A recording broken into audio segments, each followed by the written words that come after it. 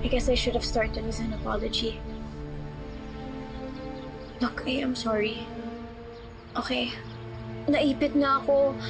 Minanipulate na nila ako. Dad was at stake. I'm sorry. I'm sorry.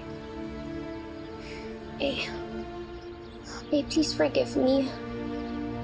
Hindi na mauulit, I promise. Talagang hindi na. Because I'll never give you another chance. This conversation is over.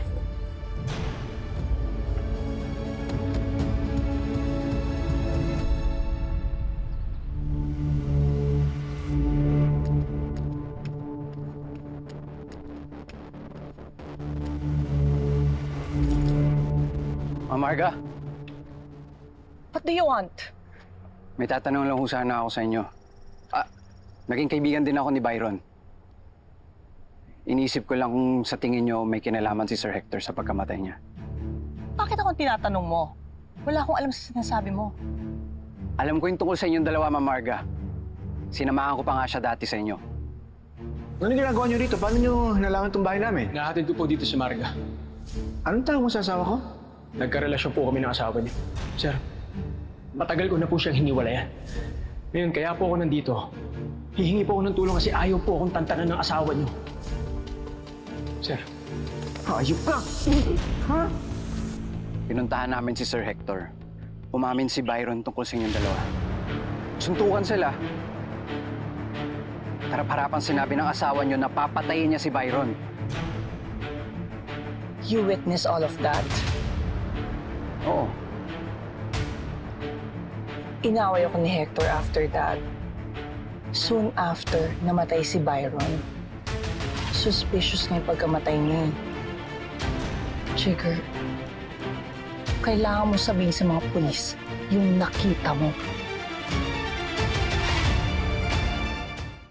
Bukod sa nakita mong pag-aaway nila Byron Alvarez at Hector Baltasar, may iba ka pa bang nakitang kaduda-duda? Sige na, huwag kang matakot. Sabihin mo lahat ng alam mo. Siguro mahigit 1 linggo pagkatapos nilang mag-away. Nakita ko si Sir Hector sa locker room ng gym. May inaayos siya ng mga injection, saka mga gamot na nakabote. Parang steroids eh. Pero hindi ko alam kung anong ginawa niya ron.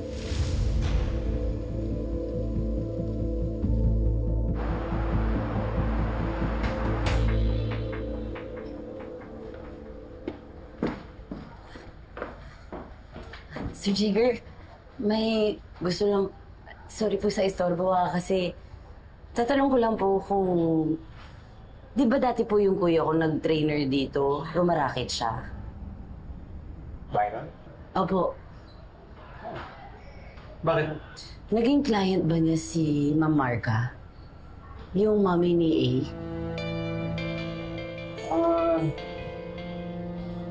Di ako sure eh. Oh, sige po.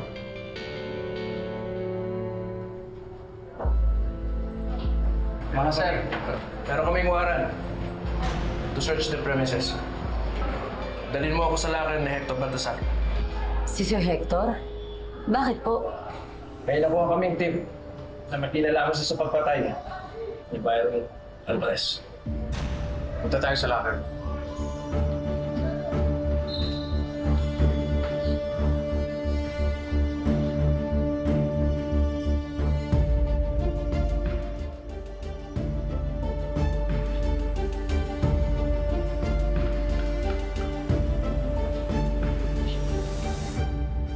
Kahapon pa kita pinapunta rito, ha? May sasabihin ako dapat sa'yo. Sorry na, ma'am. Nilagay kasi ako ni Chief dun sa isa pang kaso. Nagkukulang daw sila ng tao, tapos tungkol naman yun sa, pedophilia. Galingan mo dun, ha? Siguraduhin mong makukulong yung mga hayop na yon. At wag kang papalpak tulad ng ginawa mo sa kaso ko. Yes, ma'am. Ma'am, sorry na talaga. Nadala lang ako ng emosyon ko nung time na yun. Akala ko kasi talaga lalasunin ka ni Yana eh. Hindi naman ulit. Tumahimik ka na. Ano po ba yung sasabihin ninyo? Sinabi ni Yana sa akin na galing kay Liv ang eye drops nilang 4. And I have a new theory about Zach's murderer.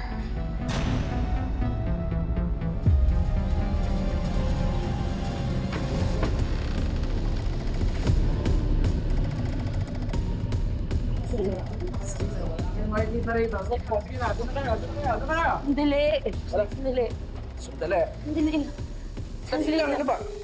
Kapatid ko si Byron! May karapatan ako. Malaman ko anong nangyayari dito. Hindi po sumasagot si Sir Hector eh. May warrant kami.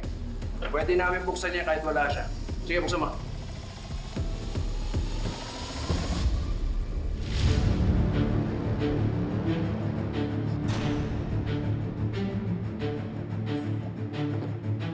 Steroids ba yan?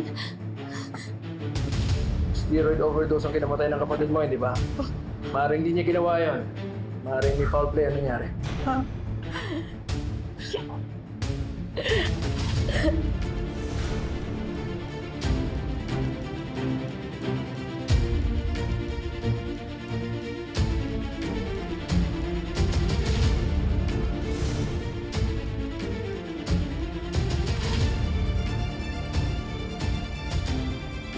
There are many ways to hide truth, but one thing is almost certain. Kahit anong tago mo, lalabas at lalabas pa rin ang totoo.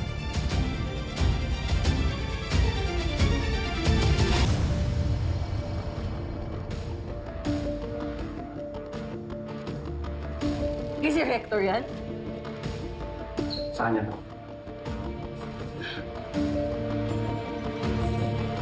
Nakiya siya! Alam mo kung sino siya mabait! Demonyo siya! Demonyo siya! Demonyo siya! Demonyo siya! Sir, pinatay niya yung kuya ko! Kahit may ginawa siya mali, hindi niya deserve yun. Kahit nakipagrelasyon siya sa may asawa, hindi niya deserve na mamatay siya dahil doon. Huwag ka mag-alala. Marami mga tao namin din. Para huliin si Hector Baltasar. Wala na siya sa bahay niya. Nag-iwalay na sila ng asawa niya. Wala na siya sa bahay niya. Wala na siya doon. Kung kailangan namin suyuin lahat ng properties niya, gagawin namin. Makita lang namin siya.